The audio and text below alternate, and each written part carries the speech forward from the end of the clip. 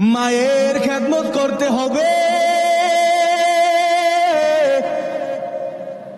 মায়ের খেদমত করিয়া ওই বাইজি এত বড় আল্লাহর ওলি হয়ে গেছে। মায়ে যখন দোয়া করে চলে যায় ওই আরশ পরে, মায়ে যখন দোয়া করে চলে যায় ওই আরশ পরে, সাথে সাথে কবুল হয় ফল দেখিতে পাও, সাথে সাথে কবুল হয় ফল দেখিতে পাও। মায়ের দোয়া লও হে মুমিন, মায়ের দোয়া লও, মায়ের দোয়া লও হে মুমিন, মায়ের দোয়া লও। একটি গ্লাসের পানির ফলে বাইজিদেরই কুলে তোলে, একটি গ্লাসের পানির ফলে বাইজিদেরই কুলে তোলে। হাত তুলে মা বলে বাইজিদ কে বলি বানাও। মায়ের দোয়া লও হে মুমিন, মায়ের দোয়া লও, মায়ের দোয়া লও হে মুমিন, মায়ের দোয়া লও। ও নবীর উম্মত, দুনিয়ার মধ্যে যতদিন বেঁচে থাকবা ওই মায়ের খেদমত করবা। আলহামদুলিল্লাহ, আলহামদুলিল্লাহিল্লাযী জাআলাশ শামসা ওয়াল কমারা বিহুসবান ওয়ান নাজমা ওয়াশ শাজারা ইয়াসজুদান وفضل زمانا على زمان كما فضل مكانا على مكان وإنسانا على إنسان ونشهد أن لا إله إلا الله وحده لا شريك له ونشهد أن سيدنا وسندنا وحبيبنا وحبيب قلوبنا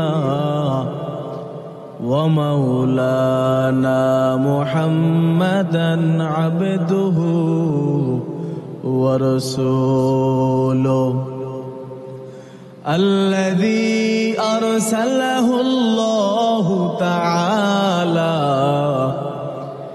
بالحق بشيرا ونذيرا وداعيا إلى الله بإذنه وسراجا وقمرا منيرا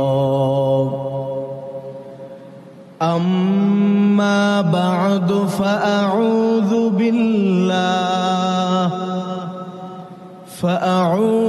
بالله من الشيطان الرجيم بسم الله الرحمن الرحيم وقضى ربك ألا تعبدوا إلا إياه والوالدين إحسانا. وقال رسول الله صلى الله عليه وآله وسلم: تركت فيكم أمرين لن تضلوا ما تمسكتم بهما كتاب الله وسنة رسوله. صدق الله العظيم وصدق رسوله النبي الأمي الكريم، ونحن على ذلك من الشاهدين والشاكرين، والحمد لله رب العالمين. اللهم صل على محمد وعلى آل محمد كما صليت على إبراهيم وعلى آل إبراهيم إنك حميد مجيد.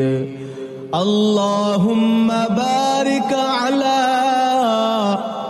محمد وعلى آل محمد كما باركت على إبراهيم وعلى آل إبراهيم إنك حميد مجيد. मैं दूर हो मजबूर हो ऐ सैयद आलम, मैं दूर हो मजबूर हो ऐ सैयद आलम, दीदार दिखाते नहीं आवाज सुना दो, दीदार दिखाते नहीं आवाज सुना दो। मैं सूरत यूसुफ को नहीं चाहने वाला, मैं सूरत यूसुफ को नहीं चाहने वाला, मैं कैसे के मानंद नहीं आशिक लैला, मैं कैसे के मानंद नहीं आशिक लैला। मैं आशिक मौला हो मेरा इश्क दीवाना, मैं आशिक मौला हो मेरा इश्क दीवाना। ये जुमला जहां जिसके तजल्ली से उजाला, ये जुमला जहां जिसके तजल्ली से उजाला। এ দুনিয়া মিছে গলে ভাই, শুধু আশার খেলা ঘর, চোখ বুঝিলেই দেখবে রে মন, কে আপন কে পর, কোথা হতে আগমন কোথা যেতে হবে রে, কে আনিল কি কারণে জানা নাই ভবেতে। মরণ থেকে যতই পালাও মরণ তোমায় নিবে গিরে,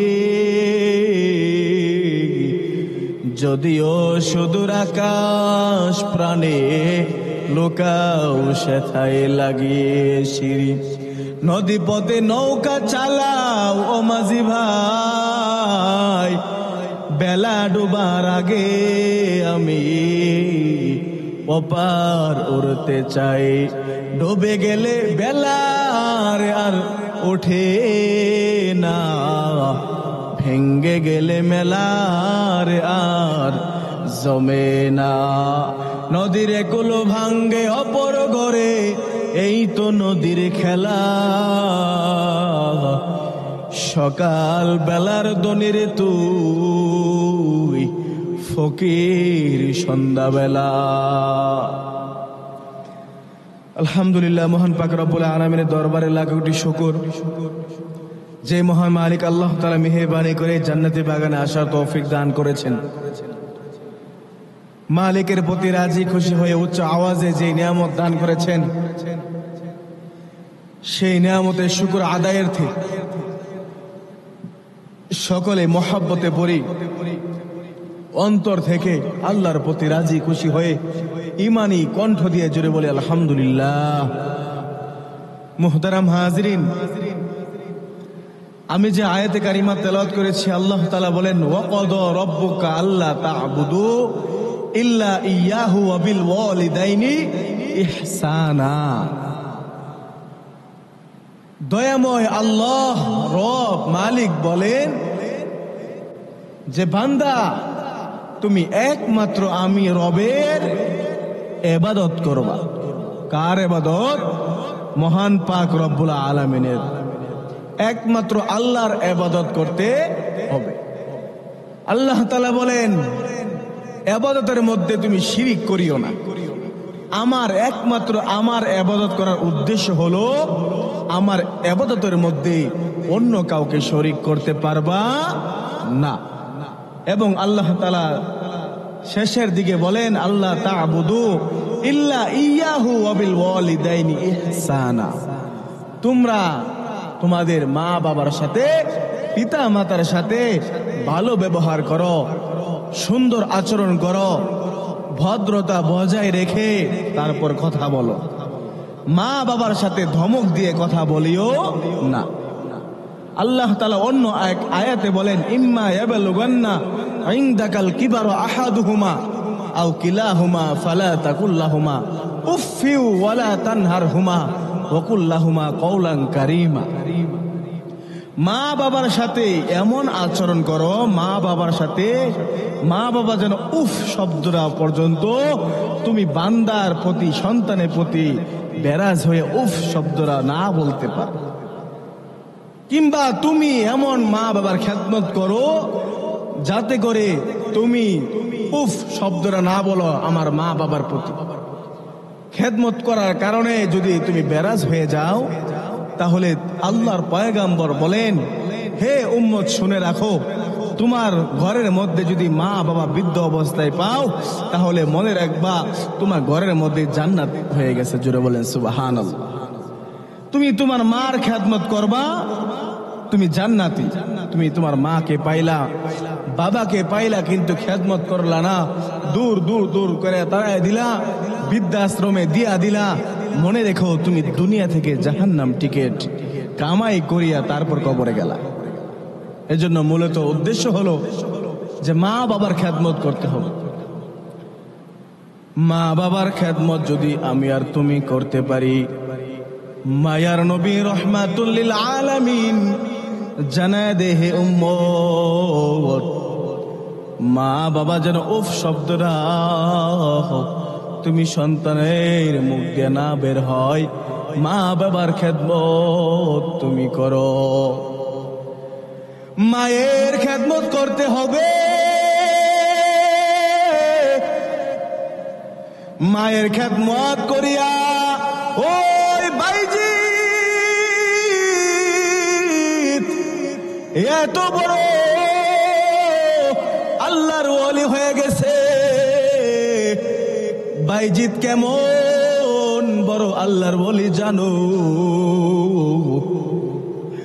আবুল হাসান খেরকানি ডাক দেখো, ও সুলতান মাহমুদ গজনবী জানো কেমন ওই বাইজিৎ আল্লাহ তাআলা তার মায়ের দোয়া কবুল করেছেন। তার মায়ের দোয়ার কারণে এত বড় আল্লাহর ওলি বানাইছে। ওই বাইজিদের যদি বাইজিদের চেহারার দেখে যদি কোন নমরুদের মতো ইহুদি বেঈমান তাকাইতো, তাহলে ওই বাইজিদের চেহারা দেখার কারণে সাথে সাথে ওই ইহুদি কালিমা পড়ে মুসলমান হয়ে যেত একটি গ্লাসের পানির ফলে। বাইজিদেরই কুলে তোলে হাত তুলে মা বলে বাইজিদকে ওলি বানাও, হাত তুলে মা বলে বাইজিদকে ওলি বানাও। মায়ের দোয়া লও হে মুমিন, মায়ের দোয়া লও, মায়ের দোয়া লও হে মুমিন, মায়ের দোয়া লও। বিপদে পড়বে না তুমি যখন যেথায় যাও, বিপদে পড়বে না তুমি যখন যেথায় যাও। মায়ের দোয়া লও হে মুমিন, মায়ের দোয়া লও, মায়ের দোয়া লও হে মুমিন, মায়ের দোয়া লও। মায়ে যখন দোয়া করে চলে যায় ওই আরশ পরে, মায়ে যখন দোয়া করে চলে যায় ওই আরশ পরে, সাথে সাথে কবুল হয় ফল দেখিতে পাও, সাথে সাথে কবুল হয় ফল দেখিতে পাও। মায়ের দোয়া লও হে মুমিন, মায়ের দোয়া লও, মায়ের দোয়া লও হে মুমিন, মায়ের দোয়া লও। একটি গ্লাসের পানির ফলে বাইজিদেরই কুলে তোলে, একটি গ্লাসের পানির ফলে বাইজিদেরই কুলে তোলে। হাত তুলে মা বলে বাইজিদ কে ওলি বানাও। মায়ের দোয়া লও হে মুমিন, মায়ের দোয়া লও, মায়ের দোয়া লও হে মুমিন, মায়ের দোয়া লও। ও নবীর উম্মত, দুনিয়ার মধ্যে যতদিন বেঁচে থাকবা ওই মায়ের খেদমত করবা। ও যুবক ও বৃদ্ধ বাবা, ওই মায়ের খেদমত কেন করলা না? ওই মা এত কষ্ট করে তোমাকে লালন পালন করলো, আজকে বড় অফিসার হইতে পারো, আজকে বড় ইঞ্জিনিয়ার হতে পারো, বড় ডাক্তার হতে পারো, বড় মুফতি শাইখুল হাদিস হতে পারো, কিন্তু মায়ের খেদমত বিনে সম্ভব নয়। মায়ের দোয়া ছাড়া তুমি এত বড় আজকে হতে পারো না। এজন্য বলতে চাই ও উম্মত, ও আখির নবীর উম্মত, শুনো, মায়ের খেদমত তোমরা অন্তর থেকে করিও। মা বাবা যদি বেজার থাকে,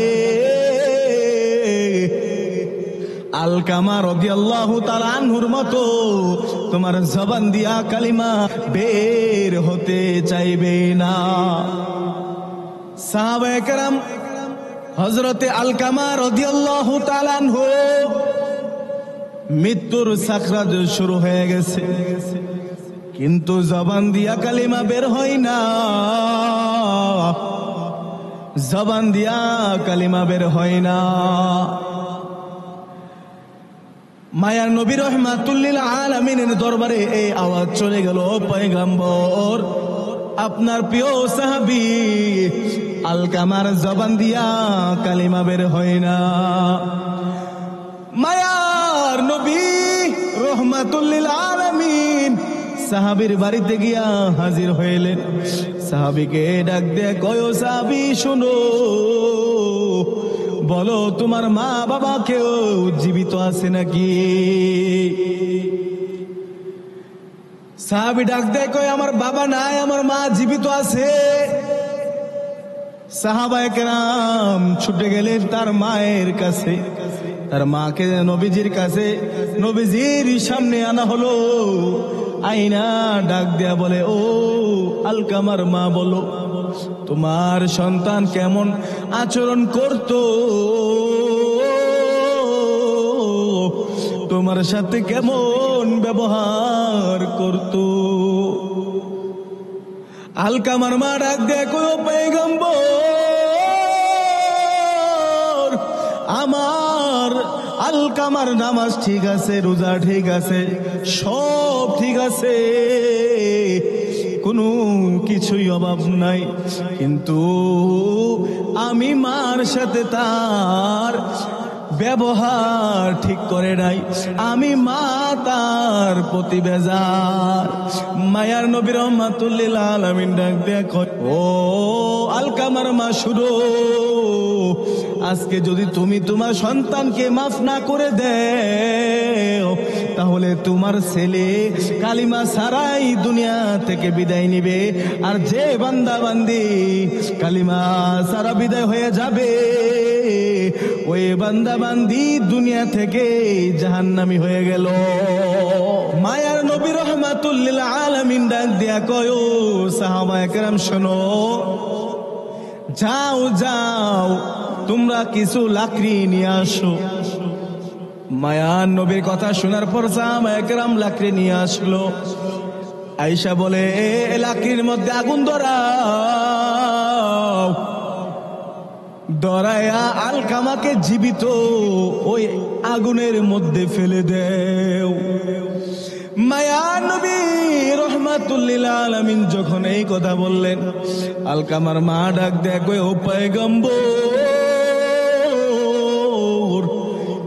আমি মা সন্তানের জন্য কত কষ্ট করেছি, আজকে আমি বেঁচে থাকবো আর আমার সন্তান আগুনে পুড়বে, আমি মা হয়ে কেমন করে সহ্য করব?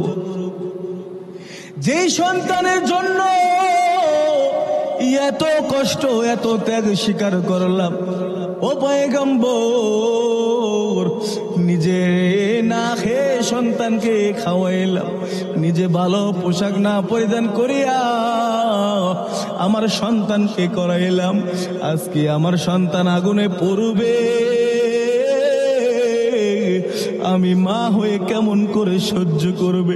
যাও যাও যাও, আমি আমার সন্তানের প্রতি যত রাগ ছিল সব ক্ষমা করে দিয়েছি, তবু আমি মা চাই সন্তান যেন জান্নাতি হয়, সন্তান যেন ওই আগুনের মধ্যে না পড়ে যায়। সুবহানাল্লাহ। ও নবীর উম্মত, এটা হচ্ছে মার অবদান। দুনিয়ার মধ্যে তোমাকে নিঃস্বার্থে যদি কেউ ভালোবাসে, তাহলে মা আর বাবা তোমাকে নিঃস্বার্থে ভালোবাসে। এই জন্য মায়ের খেদমত করা দরকার আছে না নাই? আলকামার মা যখনই বলল, ঠিক আছে আমি আমার সন্তানকে ক্ষমা করে দিলাম, সাহাবায়ে কেরাম তাকায় দেখে আলকামার জবান দিয়ে কালিমা জর জর করে বের হইতেছে। মায়ের খেদমত যদি করতে পারো, মুসা নবীর সাথে জান্নাতি হয়ে গেছে এক কষাই, কারণ মায়ের খেদমত করছে, আল্লাহ খুশি হয়ে গেছে, মা দোয়া করছে, আল্লাহ খুশি হয়ে গেছে। সুতরাং মা যখন দোয়া করে, ওই আসমানের মধ্যে আল্লাহ এবং তার মায়ের মধ্যে কোনো পার্থক্য থাকে না, কোনো পর্দা থাকে না। এজন্য মায়ের খেদমত করতে হবে। মা যেমন দোয়া করলে কবুল হয়, মা যদি বদদোয়াও করে, ওই বদদোয়াও কবুল হয়ে যাবে।